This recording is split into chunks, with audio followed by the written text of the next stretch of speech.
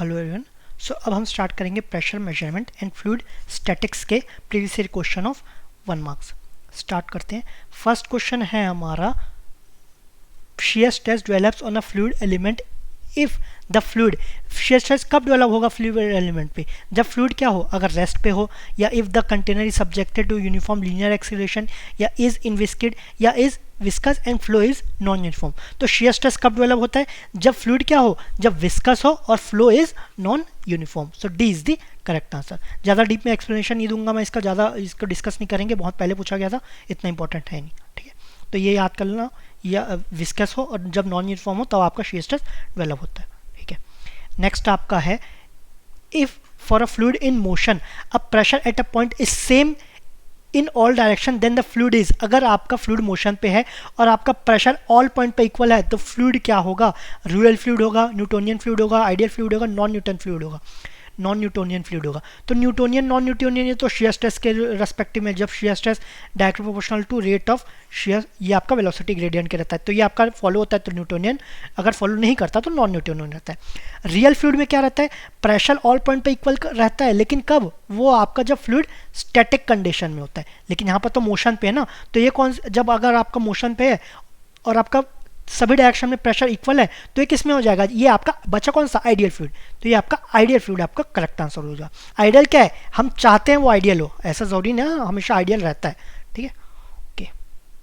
Next, in a static fluid the pressure at a point is, एक second, in a static fluid the pressure at a point is, अब static fluid में क्या होता है? Pressure at a point equal in non direction, यही तो आपका Pascal's law है ना, तो यही तो हम पढ़े हैं, equal to the weight of the fluid.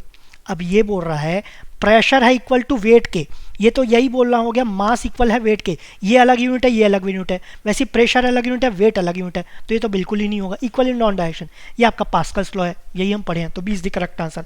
Equal in non direction if its viscosity is zero, ये अगर इक्वल होगा, कंडीशन है विस्कोसिटी जीरो होना चाहिए, तो ऐसा तो हम कंडीशन पढ़े नहीं पास्कल्स लॉ में। ऑलवेज डायरेक्टेड डाउनवर्ड्स, ऐसा कुछ ये भी नहीं पढ़े हम। ठीक है, so equal in all direction. Okay, next है आपका, the force per unit width on a rectangular door submerged on a liquid of density rho shown, figure shown below is. अब आपको प्रेशर निकालना है, पर यूनिट विड्थ निकालना है, unit width मतलब width को क्या यूज हम कर लेंगे? 1 on the rectangular door submerged, rectangular door है सबमर्ज्ड है, तो फोर्स हमें निकालना है। तो फोर्स का फॉर्मूला या टोटल प्रेशर क्या हो जाता है? ठीक है, जो बोलना चाहता है, टोटल प्रेशर बोल लो या फोर्स बोल लो। ठीक है, तो ये हो गया आपका रो जी एक्स बार इंटू एरिया। ठीक है, रो आपको पता है, अच्छा फ्लूइड है उसका डेंसिटी, और ये जी आपको जो ऑप्शन है वो directly as it is substitute करना है। एक्स बार क्या है? इसका आप सेंट्रॉइड लो, सेंट्रॉइड सपोज ये आपका 0.5 आया, यहाँ से यहाँ तक का डिस्टेंस 0.5 आ गया, लेकिन यह इंक्लाइन डिस्टेंस है, हमें तो वर्टिकल डिस्टेंस चाहिए ना, तो ये आपका सपोज ये आपका 0.5 है, ये आपका एंगल 45 डिग्री है, तो हमें ये डिस्टेंस निकालना है। तो ये डिस्टेंस कितना होगा? 0.5 cos 45 होगा हॉरिजॉन्टल डिस्टेंस, और 0.5 sin 45 हो जाएगा आपका वर्टिकल डिस्टेंस। तो ये जाएगा 0.5 sin 45, ये क्या हो गया? ये आपका x बार हो जाएगा। इसको करेंगे तो sin 45 कितना होता है? 1/√2, 0.5 1/2, तो ये हो गया 1/2√2। ठीक है, अब एरिया कितना हो जाएगा? ये आपका 1 मीटर है ना, लेंथ है आपका 1 मीटर, और विड्थ कितना है? यहाँ पर यूनिट विड्थ दिया है, तो ये भी 1, तो एरिया तो 1 ही हो जाएगा ना, तो सब्स्टिट्यूट कर देते हैं। तो रो जी 1/2√2 इंटू एरिया 1/1, तो ये हो जाएगा rho ji bye 2√2, date is, इसमें सी इज दी करेक्ट आंसर। ठीक है, नेक्स्ट क्वेश्चन। नेक्स्ट है आपका, the centre of pressure of a fluid on a plane surface immersed vertically in a static body of liquid always lies below the centroid or surface below, because आपका जो centre of pressure है, suppose आपका कोई liquid है, sorry कोई surface है, वो आपका फुल्ली सबमर्ज्ड है, वर्टिकली सबमर्ज्ड है ना, वर्टिकली दिया है, तो ये तो आपका सेंट्रॉइड है, यहाँ पर कहीं पर, सॉरी यहाँ पर आपका कहीं लाई करेगा, तो जो सेंटर ऑफ प्रेशर है वो हमेशा सेंट्रॉइड के नीचे होना चाहिए। ये ऐसा क्यों होता है? एक तो आपका ये डिस्टेंस कितना होता है? ये आपका एक्स बार रहता है, सीपी वाला आपका सेंटर ऑफ प्रेशर कितना है? एच बार, तो एच बार क्या होता है? एक्स बार प्लस आई जी इंटू ए एक्स बार, ये आपका फॉर्मूला रहता है। तो फॉर्मूला वाइज बोल सकते हैं एच बार का वैल्यू मैग्नीट्यूड वाइज बड़ा रहता है, तो ये हमेशा नीचे रहेगा, लेकिन ये तो फॉर्मूला वाइज हो गया ना, कॉन्सेप्ट वाइज क्या है? ठीक है, वो देखते हैं। In liquids the pressure acting is same in all direction. अच्छा, pressure acting in same in all direction, इससे क्या पता चल रहा है कि सेंटर ऑफ प्रेशर नीचे है, ये तो कोई एक्सप्लेनेशन हुआ नहीं। There is no shear stress in fluid liquid at rest, ये भी कोई एक्सप्लेनेशन नहीं रहा। The liquid pressure is constant over depth पे कांस्टेंट तट रहे क्या, आपका प्रेशर डायग्राम बनाओगे, यहाँ पर कितना है, सपोज ये आपका H1 है ना, तो इसका प्रेशर कितना हो गया, रो जी H1, तो ये आपका सपोज यहाँ पर प्रेशर बना रहे रो जी H1 हो गया। यहाँ पर हाइट कितना हो गया, H2 हो गया, प्रेशर बढ़ गया, सॉरी हाइट बढ़ गया ना, तो हाइट बढ़ गया तो प्रेशर भी बढ़ जाएगा, तो रो जी H2। तो ये आपका तो स्टेटमेंट ही गलत है, liquid pressure constant over depth तो रहता ही नहीं है। Okay, the liquid pressure increases linearly with depth, okay linearly with depth तो इंक्रीज हो रहा है, लेकिन इससे ये कैसे पता चल रहा है कि सेंटर ऑफ प्रेशर नीचे होना चाहिए सेंटर ऑफ ग्रेविटी के, ओके सेंट्रॉइड के, तो सेंट्रॉइड तो इसके बीच में आएगा, तो यहाँ कहीं लाई करेगा, तो सेंटर ऑफ प्रेशर कहाँ आएगा, ये वेरिएशन हो रहा है प्रेशर में, तो ये ओवरऑल जब इसका रिजल्टेंट देंगे ना, तो रिजल्टेंट कहाँ लाई करेगा, जहाँ पर मैग्नीट्यूड वाइज ज़्यादातर ज़्यादा प्रेशर रहेंगे, तो यहाँ पर इस रीजन में ज़्यादा प्रेशर के, तो सेंटर ऑफ प्रेशर यहाँ कहीं लाई करेगा, तो इसके नीचे लाई करता है, ठीक है। So D is the correct answer. Okay, next question, in which of the following arrangements would the vertical force on the cylinder due to water be maximum, vertical force है आपका सिलेंडर पे, वो किस केस में maximum होना चाहिए, A B C D 4 case दिए। अब आपका वर्टिकल फोर्सेस कर्व सरफेस पे कैसे निकालते थे, कर्व पे 2 फोर्सेस लगते थे, एक हॉरिजॉन्टल एक वर्टिकल, इसको कैसे निकालते थे, इसको आप वर्टिकली प्रोजेक्ट कर दो, वर्टिकली में कैसे निकालते थे, वो कर्व्ड सरफेस कितना आपका वॉल्यूम ले रहा है वाटर का, अप टू आपका सरफेस ऑफ वाटर, कितना वॉल्यूम ऑफ पानी आपका आ रहा है, या कितना वेट ऑफ पानी आ रहा है, जितना वेट है उतना ही आपका फोर्स लग रहा है। ओके, तो यहाँ पर कितना पानी आ रहा है, पूरा नहीं आएगा, सरफेस तक लेंगे तो यहाँ तक, तो सरफेस यहाँ तक जा रहा है, मतलब ये वाला रीजन आएगा, इस हाफ में आपका यहाँ तक सरफेस है, तो ये रीजन, तो आपके 3 क्वाड्रेंट्स आ रहे हैं, तो इतना इसका 3 क्वाड्रेंट्स का वेट उतना ही आपका वर्टिकल फोर्स होगा। यहाँ पर आपका यहाँ पर 2 क्वाड्रेंट का आ जाएगा, तो ये रिड्यूस हो गया, यहाँ पर आपका यहाँ पर भी 2 क्वाड्रेंट का हो गया, ठीक है, तो ये बी और सी तो सेम है, बस आपका एक लेफ्ट हाफ में एक राइट हाफ में, और यहाँ पर 3 क्वाड्रेंट पे, यहाँ पर आपका चारों क्वाड्रेंट में आ जाएंगे, ठीक है, चारों क्वाड्रेंट पे, तो यहाँ पर सबसे ज़्यादा वेट होगा वाटर इसके अंदर, ठीक है, कितना होल्ड कर सकता है, तो इसी में वेट सबसे ज़्यादा या वर्टिकल फोर्स सबसे ज़्यादा डी में रहेगा। So D is the correct answer. Okay, next है आपका the force F required at equilibrium on the semi cylindrical gate shown below is. अब आपका जो F है ना, वो क्या रहना चाहिए इक्विलिब्रियम में रहने के लिए, अगर यहाँ पर हिंज दिया गया है तो, ठीक है। ओके, सो अगर आपको इक्विलिब्रियम निकालना है, सभी फोर्स निकालो, उसका वो एक दूसरे को बैलेंस करने चाहिए, है ना, तो इसमें कौन कौन से फोर्स लगेंगे, कर्व्ड सरफेस है तो वाटर कौन से फोर्स लगाएगा, तो हॉरिजॉन्टल फोर्स लगाएगा, एक वर्टिकल फोर्स और एक एक्सटर्नल फोर्स आपका लग ही रहा है, ठीक है।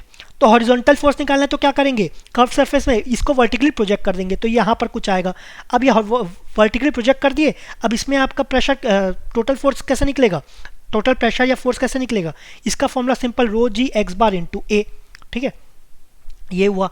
अब रो किस क्या दिया, ये वाटर दिया, वाटर का डेंसिटी 1000 kg पर मीटर क्यूब इंटू 9.81, एक्स बार क्या है आपका सेंट्रॉइड से डिस्टेंस, तो सेंट्रॉइड क्या हो जाएगा, यहाँ वाटर सरफेस से डिस्टेंस कितना हो जाएगा आपका 1 मीटर, एरिया कितना हो जाएगा, ये 2 मीटर इसका लेंथ है, इसका विड्थ दिया है क्या, कुछ दिया नहीं है विड्थ, तो विड्थ को एज्यूम कर लेंगे 1, विड्थ को 1 ले लेते हैं, तो 2 इंटू 1, इसको सॉल्व करेंगे तो किस में आंसर मिलेगा, हमें मिलेगा न्यूटन पर मीटर स्क्वायर में, या तो पास्कल में, है ना, सॉरी ये तो आपका फोर्स है ना, तो ये हमें मिलेगा न्यूटन में, यहाँ पर ऑप्शन किस में, किलो न्यूटन में ना, तो किलो न्यूटन में करने के लिए डिवाइड बाय 1000 कर देंगे, तो ये आपका क्या हो जाएगा, ये आपका हॉरिजॉन्टल फोर्स आ जाएगा, तो ये कितना हो जाएगा 9.81 इंटू 2, डेट इज ये कितना आ गया, ये आ गया आपका 19.62 किलो न्यूटन, ये आपका हॉरिजॉन्टल हो गया, ठीक है। अब आपको वर्टिकल निकालना है, वर्टिकल निकालने के लिए इसमें कितना वॉल्यूम ऑफ पानी होल्ड कर रहा है उसका वेट निकाल लेंगे, तो वेट कैसे निकलेगा, weight is equal to rho g into volume, rho into volume mass हो गया, या तो specific weight small w is equal to आपका वेट बाय वॉल्यूम, तो वेट क्या हो जाएगा small w into volume, small w क्या होता है रो जी, ऐसे निकाल सकते हैं। दूसरा तरीका रो इज इक्वल टू क्या होता है मास बाय वॉल्यूम, ठीक है, तो आपको मास निकालेंगे तो रो इंटू वी, अब आपको मास तो चाहिए नहीं, आपको वेट चाहिए तो जी और इंटू कर देंगे, तो रो इंटू वी इंटू जी, ठीक है, तो वेट आपका रो वी जी ये आ गया, तो इसको सब्स्टिट्यूट करते हैं, रो कितना है आपका 1000, है ना, इंटू 9.81, अब आपका वॉल्यूम कैसे निकालेंगे, वॉल्यूम को क्या लिख सकते हैं, v is equal to area into width, width तो आपको कुछ दिया नहीं, इसको एज्यूम कर लिए, तो volume is equal to area. Area कितना लेंगे, ये आपका सेमी सर्कुलर है, सेमी सर्कुलर का एरिया क्या होगा, फुल सर्कल है उसका एरिया पाई आर स्क्वायर रहता है, सेमी सर्कुलर का क्या हो जाएगा पाई आर स्क्वायर बाई 2, ठीक है। तो पाई रेडियस कितना है यहाँ पर, ये डायमीटर है 2, रेडियस हो गया 1, तो पाई इंटू 1 स्क्वायर बाई 2, ये आपका हो गया पीवी। लेकिन ये किस में आएगा, ये न्यूटन में आएगा, हमें किलो न्यूटन में निकालना, तो डिवाइड बाई 1000 कर लेते हैं, तो ये 1000 कैंसल, तो 9.81 पाई बाय 2 ये आ जाएगा, ठीक है। इसको कैलकुलेट करेंगे, सो ये आएगा आपका 15.41, इसको यहाँ लिख लेते हैं 15.41 किलो न्यूटन, ये आ गया आपका। हॉरिजॉन्टल आ गया, वर्टिकल आ गया, आपको एक्सटर्नल फोर्स है ये निकालना है, ठीक है। इसको मिटा देते हैं ताकि अच्छे से हम लिख पाए, ठीक है। इसको यही बता रहा हूँ, फिगर अलग से बनाना ना पड़े। आपका हॉरिजॉन्टल आया था 19.62 किलो न्यूटन, ठीक है, इसमें कोई प्रॉब्लम नहीं है। फिर आपका वर्टिकल आया था 15.41 किलो न्यूटन। अब आपका क्योंकि हिंज है तो सभी फोर्सेस का इस अबाउट हिंज के अबाउट मोमेंट लेंगे तो वो इक्वल टू 0 आना चाहिए। So taking moment about hinge, ठीक है। तो सबसे पहले F इंटू हिंज, इसका डिस्टेंस कितना है, ये है 1, तो F इंटू 1, ये कौन सा है, ये आपका क्लॉकवाइज है, तो क्लॉकवाइज है उसको पॉजिटिव लेके चल रहे हैं, और आपका जो एंटी क्लॉकवाइज है उसको नेगेटिव लेके चलेंगे, ठीक है। अब आपका क्या है, हॉरिजॉन्टल फोर्स, पहले वर्टिकल ले लेते हैं, ठीक है। तो वर्टिकल आपका इधर लगेगा, मोमेंट लेंगे तो क्या हो जाएगा, ये आपका मोमेंट लेंगे, ठीक है, ये आपका वर्टिकल फोर्स, अच्छा एक सेकेंड, ये हो जाएगा, सॉरी वर्टिकल जो है वो आपका नीचे से फोर्स लगाएगा, यहाँ से फोर्स लगाएगा। हम जो क्वेश्चन में देखे थे तो ये आपका सपोज कर्व था, ये पानी के अंदर था, तो यहाँ पर फोर्सेस प्रेशर कैसे लग रहा था, ऐसे लग रहा था ना, तो ये आपका ऊपर फोर्स लगाएगा, ठीक है। तो वर्टिकली ऊपर, ये आपका नहीं रहेगा, तो ये आपका वर्टिकल लगाएगा, तो ये आपका कितना हो जाएगा, ये आपका कितना क्लॉकवाइज हो रहा है ना, तो ये भी आपका पॉजिटिव लेंगे, ठीक है। तो प्लस आपका वर्टिकल कितना है, ये आपका 15.41 किलो न्यूटन है ना, इनटू आपका हिंज से कितना डिस्टेंस है, तो आप सेमी सर्कुलर का पढ़े होंगे, तो अगर आपका ये है तो इसका सेंट्रॉइड कहाँ पर लाई करेगा, सेंट्रॉइड सपोज ये आपका इधर लाई करेगा, तो ये कितना डिस्टेंस होगा, ये डिस्टेंस होता है आपका 4r/3π, ये आपको याद करना होगा, है ना। ये आपको, और ये सिर्फ एक बार पूछा गया है, ठीक है, लेकिन अब एक बार क्योंकि पूछ लिया गया है तो इसको आप याद कर लेना। जितने भी सेंट्रॉइड है, रेक्टेंगल, ट्राइंगल, ये रेक्टेंगल, स्क्वायर, इसका तो कोई प्रॉब्लम नहीं है, ये लेंथ बाई 2 या विड्थ बाई 2 हो जाता है जिसके अबाउट निकालना है। ट्राइंगल का रहता है तो सपोज आपको इसके अबाउट निकालना है तो ये हो गया लेंथ बाई 3, यहाँ पर लाई करता है तो l/3, ऊपर से निकालना है तो 2l/3 हो जाता है, ठीक है, ऐसा कुछ रहता है। तो ये आपका सर्कल का भी, सेमी सर्कुलर का भी याद कर लेना है, 4r/3π, तो आपका बेस से 4r/3π, तो इस लाइन से आपका कितना हो जाएगा 4r/3π, यहाँ पर लाई करेगा तो इसका डिस्टेंस 4r/3π, ठीक है। तो इसको 4r/3π ये हो गया। अब हॉरिजॉन्टल, हॉरिजॉन्टल कैसे इधर एक्ट करेगा, है ना, तो ये कैसे जाएगा, ये आपका एंटी क्लॉकवाइज जाएगा, एंटी क्लॉकवाइज जाएगा तो ये आपका नेगेटिव हो जाएगा, ठीक है, ये आपका नेगेटिव हो गया, ओके। अच्छा सॉरी, ये भी इधर से एक्ट करेगा, लेकिन आपका टोटल फोर्स कहाँ पर लाई करेगा, यहाँ पर गलत, ये इधर एक्ट करा हॉरिजॉन्टल, ठीक है, ये पूरा ऐसे एक्ट कर रहा है, ओके। अब इसमें टोटल फोर्स जो कहाँ पर, इसका सीपी क्या है, कांटेक्ट प्रेशर क्या है, कहाँ पर ये एक्ट कर रहा है, ये हमेशा सेंट्रॉइड के नीचे जाएगा ना, इधर पे लाई करेगा, ठीक है। तो ये जो एक्ट करेगा, हिंज के अबाउट लेंगे तो ये आपका कैसे जा रहेगा, ये आपका एंटी क्लॉकवाइज चले जाएगा, तो इसीलिए उसको नेगेटिव ले लेंगे, ठीक है। तो ये हुआ, तो आपका हॉरिजॉन्टल कितना है 19.62। ये आपका जो पॉइंट है ये कितना डिस्टेंस होगा, तो इसको थोड़ा अलग से देखते हैं। तो ये आपका सपोज सरफेस है, हॉरिजॉन्टल जो बना है तो ये आपका इस प्रोफाइल में बनेगा, ठीक है, ये आपका ऐसे प्रेशर लग रहा है, तो ये आपका सेंट्रॉइड हो गया, ये आपका सेंटर ऑफ प्रेशर होगा। इसको अगर इस पॉइंट से देखेंगे तो 2l/3 हो जाएगा, अगर बॉटम से देखें तो l/3 हो जाएगा। तो आपको जहां से देखना हो, सपोज हम बॉटम से देखते हैं तो l/3, लेंथ कितना है, टोटल डायमीटर आपका 2 है ना, तो बॉटम से हो गया 2/3, ठीक है, 2/3। लेकिन हमें तो इसके बीच का डिस्टेंस चाहिए ना, जहां पर प्रेशर लग रहा है उसका आपका हिंज से कितना डिस्टेंस है, सेंट्रॉइड पे ही हिंज है ना, तो हिंज से कितना डिस्टेंस है, तो हिंज नीचे से कितना डिस्टेंस पे है 1 पे, लेकिन 2/3 उसको माइनस करना है, -2/3, तो ये 1/3 हो जाएगा। तो वही यहाँ पर सब्स्टिट्यूट कर देंगे 19.62, ये पूरा डिस्टेंस कितना है 1, माइनस ये जो पॉइंट है जहाँ पर प्रेशर एक्ट करेगा वो नीचे से कितना डिस्टेंस पे है 2/3, ठीक है। तो इज इक्वल टू क्या हो जाएगा इक्विलिब्रियम में, तो ये आपका 0 होना चाहिए।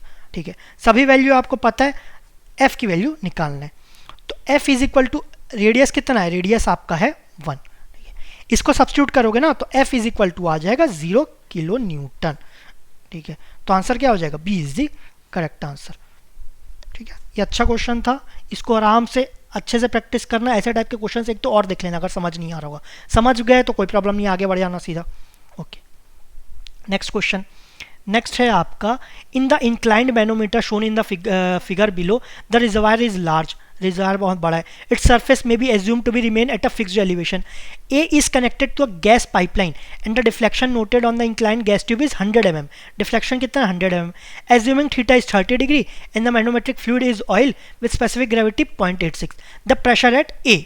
अब प्रेशर एट ए निकालना है, कौन सा इंक्लाइंड मैनोमीटर का, तो हमें ये पता है ना कि ये जो फ्लूइड है ये क्या है, ये आपका ऑयल है, ये पूरा सेम है। तो अब हम देखेंगे तो हॉरिजॉन्टल लाइन बनाएंगे, मतलब यहाँ पर आपका प्रेशर क्या रहेगा, इस पॉइंट पे चाहे ये पॉइंट ले लो या ये पॉइंट ले लो, दोनों पे प्रेशर क्या होगा, सेम होगा। ठीक है, तो इसको इक्वेट करते हैं, लेफ्ट में कितना होगा, इस पे प्रेशर कितना होगा, ड्यू टू ए हो जाएगा, तो प्रेशर ए। राइट पे कितना होगा, राइट पे किसके कारण होगा, ये आपका फ्लूइड के कारण होगा, तो ये क्या हो जाएगा, रो जी एच। अब एच कितना है, ये 100 मत लेना, ये इंक्लाइंड हाइट है, हमें तो वर्टिकल हाइट लेना है ना, तो वर्टिकल कितना हो जाएगा, ये आपका थीटा है, तो ये कितना हो जाएगा, ये 60 हो जाएगा, है ना, ये 60। तो सपोज इसको थोड़ा अलग बनाते हैं, ये आपका 100 है, तो ये दिया है, तो चाहे ये हाइट निकालो या ये हाइट निकालो, एक ही बात है, तो ये 30 है, तो ये कितना हो जाएगा 100 cos 30, ये वाला हाइट कितना हो जाएगा 100 sin 30। ठीक है, 30 है ना, तो 100 sin 30 हो गया, तो h क्या हो जाएगा, h इज इक्वल टू हो गया 100 sin 30, sin 30 कितना होता है हाफ, तो h कितना हो गया 50 mm। ठीक है, ओके, अब ये रो क्या है, डेंसिटी ऑफ ऑयल, है ना, ऑयल की बात कर रहे हैं, डेंसिटी ऑफ ऑयल, तो पी क्या हो जाएगा, density of oil into g into 50 mm, है ना। यूनिट अभी इक्वेट नहीं कर रहा हूँ, क्यों नहीं कर रहा हूँ, क्योंकि अल्टीमेटली हमें हाइट में ही निकालना है ना, जो भी ऑप्शन है हाइट में ही है।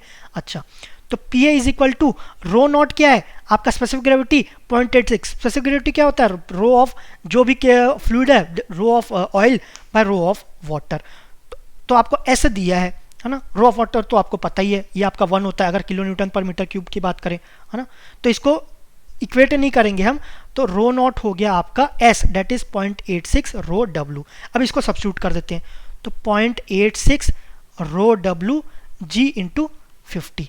ठीक है, अब मैं इसको रो ऑफ वाटर को सब्स्टिट्यूट क्यों नहीं किया, यहाँ पर क्या पूछा गया, manometric fluid sorry the pressure at A is, pressure at A पूछा गया, लेकिन किसके रेस्पेक्ट में, हाइट ऑफ वाटर के रेस्पेक्ट में, मतलब आपको पी मिल जाएगा ना, तो divide by rho W by G करना है, इसलिए मैं रो डब्ल्यू बाय जी को एज इट इज रहने दिया, फालतू का कैलकुलेशन नहीं बढ़ा रहे हैं, इसको यहाँ पर फील्ड मल्टीप्लाई करेंगे तो पी ए मिलेगा, फिर divide by rho W of G करेंगे तो यहीं पर डायरेक्टली डिवाइड कर देंगे, तो P A by rho W by G, तो ये आपका 0.86 इंटू 50 किसमें, ये आपका mm में आया है, तो यहाँ पर भी mm में ही पूछा गया है ना, इसलिए भी mm को मैंने मीटर में चेंज नहीं किया था, तो ये आपका डायरेक्टली आंसर आ जाएगा। तो ये कितना हो जाएगा, ये आपका लिख सकते हैं इसको 0.86 इंटू 100 बाई 2, तो ये आ गया 86 बाई 2, तो ये कितना हो जाएगा, ये आपका 43 mm ऑफ वाटर, तो B is the correct answer. ये वैक्यूम है, मतलब एटमॉस्फेरिक से नीचे हो गया, ये आपका एटमॉस्फेरिक से नीचे हो गया, ये आपका 43 mm वाटर, हम आपका कहीं पर भी एटमॉस्फेरिक प्रेशर कंसिडर नहीं किया, तो ये आपका गॉज प्रेशर है,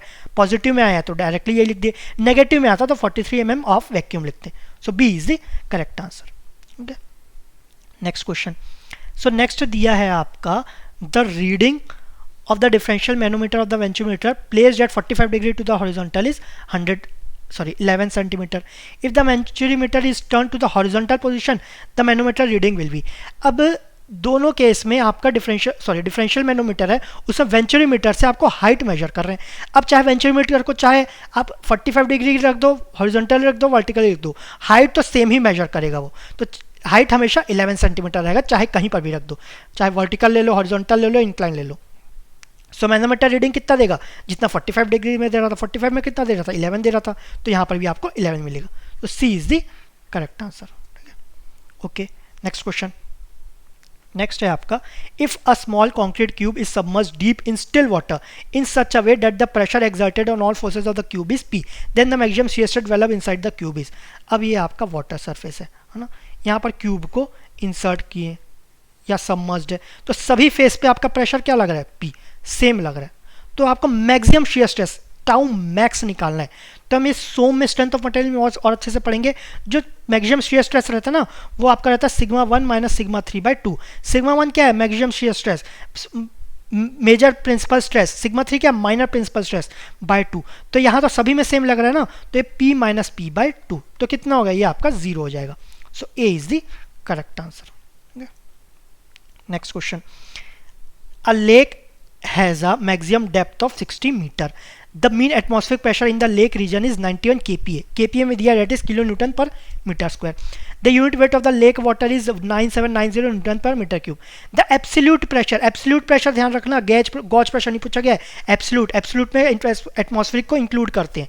atmospheric pressure in kPa round off to 2 decimal places at maximum depth of the lake is, ठीक है, maximum depth of the lake निकालना है। तो ये तो लेक का सरफेस हो गया, नीचे आपका ग्राउंड हो गया। डेप्थ कितना है, मैक्सिमम डेप्थ कितना है, ये आपका 60 मीटर हो गया। 60 मीटर दिया गया ना, हाँ 60 मीटर। अब पी एटमॉस्फेरिक का कितना है, ये आपका 91 kPa दिया है। तो इस पॉइंट पे हमें एब्सोल्यूट प्रेशर निकालना है। तो ये इस पे क्या क्या प्रेशर लग रहेगा, एक तो एटमॉस्फेरिक रहेगा और ड्यू टू वाटर लगेगा। तो पी एब्सोल्यूट रह जाएगा P due to water plus P of atmospheric. Absolute को किस में निकालना है, kPa में, याद नहीं, kilo newton per metre square में। तो वाटर, तो ये क्या हो जाएगा, rho g h plus atmospheric कितना दिया है, ये आपका 91 kPa, ठीक है। अब रो कितना दिया है, 9790, लेकिन ये न्यूटन पर मीटर क्यूब है, हमें तो किलो न्यूटन में निकालना है ना, तो किलो न्यूटन में डिवाइड बाय 1000 कर देते हैं। तो ये कितना है, 9.79। ये ध्यान रखना, 9790 क्या है, रो नहीं है, ये आपका रो जी है। ये क्या है, आपका स्पेसिफिक वेट दिया है, यूनिट वेट या स्पेसिफिक वेट, डायरेक्टली रो जी का वैल्यू दे दिया गया है। तो आपको न्यूटन पर मीटर क्यूब है, तो kilo newton per metre cube आ गया, इंटू एच कितना है 60, ठीक है। तो ये हो गया प्लस 91। तो इसको करेंगे 97.9 इंटू 6 प्लस 91, इसको सॉल्व करेंगे तो आ जाएगा 6 से 78.4 kPa, that is kilo newton per metre square. So ये आपका 678.4 मीटर स्क्वायर आपका आंसर हो गया। ध्यान रखना, दो चीज़ इंपॉर्टेंट है, एक तो एब्सोल्यूट पूछा गया है, एक तो यूनिट ध्यान रखना है, किलो kPa है।